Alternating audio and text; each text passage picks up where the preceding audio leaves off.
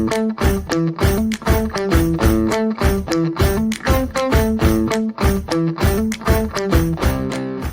everybody and welcome to the Cambridge Code 2 podcast. I'm Soumya. And I'm Bhavini, and this is episode 2 of Teen Chance.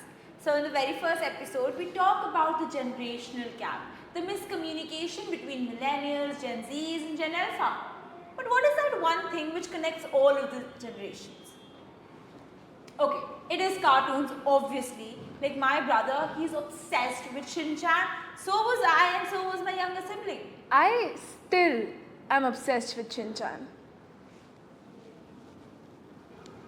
I think that's the one thing which connects all of us. And how can we talk about cartoons and not Zindagi sawar tu, एक नई बहार दूं, दुनिया ही Okay, yeah.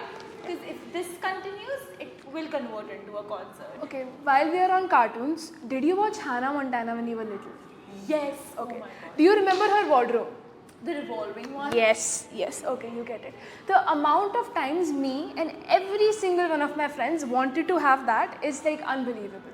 So true. I believe during that age, it was a trend to like have that revolving wardrobe. You go in and you can find every single cloth there. And because we are talking about Hannah Montana's closet, I recently visited my nanny's place, okay? And I saw my mother's closet. And that was exactly like any fashion trendy magazine going on right now. Because it has all the bell bottoms, it has all the off-shoulder clothes you can get. So yes, I believe nowadays, when we say history repeat itself, it happens in clothes too. While we're talking about fashion, you know how they say Gen Zs don't bring innovation into anything? But perhaps the most sustainable innovation in the fashion industry was brought on by Gen Zs. Thrift culture, right? Basically, thrift culture is when people sell their clothes to certain stores which resell them at a cheaper rate. Now what happens here is people who do not have any use for those clothes don't have to throw them out, and you and I can buy them at a cheaper rate. Okay, so I have done that. I just did not know that's thrifting. But in our first episode as well, we talked about how Gen Zs are stereotyped to be lazy, stereotyped to not contribute towards anything, but here we are, contributing towards sustainability, bringing in a new culture, as she said, thrift culture. And while we are talking about fashion, how can we forget hairstyles? Like perhaps the things that get changed most with trends are hairstyles. Do you remember puffs? Okay, yes, those 90s puffs, like my mother, my grandmother, and even my elder sister, all of them used to have these mountain hairstyles which they were very extremely proud of. I feel like the puffs of the 90s are like the curtain bangs of the 2020s. I remember the horror of 8th grade when Soumya and Bhavani collectively decided that kitchen scissors were the best way to go to cut bangs. So bangs were so trendy back then, everybody wanted them, but apparently nobody knew how to pull them off. And sorry, not to go off the tangent, but when we talk about trends, I believe uniforms are such a huge part of teen trends. Bhavani, we are talking about teen trends, not teen limitations. Uniforms don't let us express ourselves, remember? Okay. Let's put it into this way. What if uniforms were not there? Okay, so there are a lot of schools in Jaipur which promote wearing anything or wearing casuals in the school in particular, right? Imagine getting up early every single day to decide what you want to wear and then also keeping up with trend because you don't want to repeat the clothes. Right, okay, I'm not doing that now. Exactly. And that is one thing which I love about Cambridge Code because we advocate wearing uniforms in our school and it is so rooted in our culture itself. So it promotes discipline, it promotes everyone having a sort of equality in the class, and let me tell you, I love it. Okay, fair, I'll agree with you on that. So guys, Bhavani, let's just address the elephant in the room. The way all of us, without a camera, without even a mirror in front of us, keep addressing nobody like guys. Hey guys, I did this today. Hey guys, I didn't do this today. The vlogging culture, which Now is you so into our veins that we don't even realize that we are talking to multiple people, all while staring into a camera. And just for our audience, go to YouTube and search vlog. The amount of day routine, night routine, after day routine, before day routine, get ready with me for school, get unready with me for school. The amount of videos in every field you will find is unbelievable. And not just that, Soumya, because you're talking about vlogging, thumbnails. The amount of creativity you'll see on thumbnails. Did the coffee spill today? What did I do in my school? Did the podcast went well? Behind the scenes. It's so all right. Yeah, we all have done that. So even we are a part of that vlogging culture, I believe. So. And No since question. we're talking about trends, I was, talking to my brother the other day, and the Wi-Fi in our house went out. And I was getting impatient because I had to upload a video.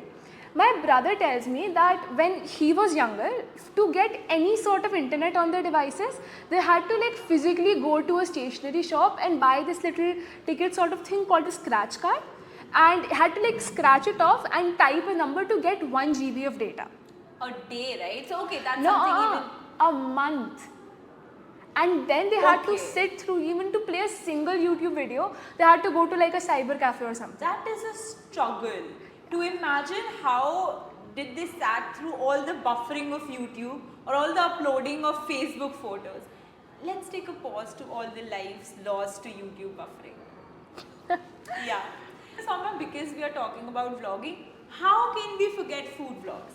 Like food vlogs are something, food specially is something which has changed so much with these trends. You know, in the 90s, there was this diet called as the cabbage soup diet.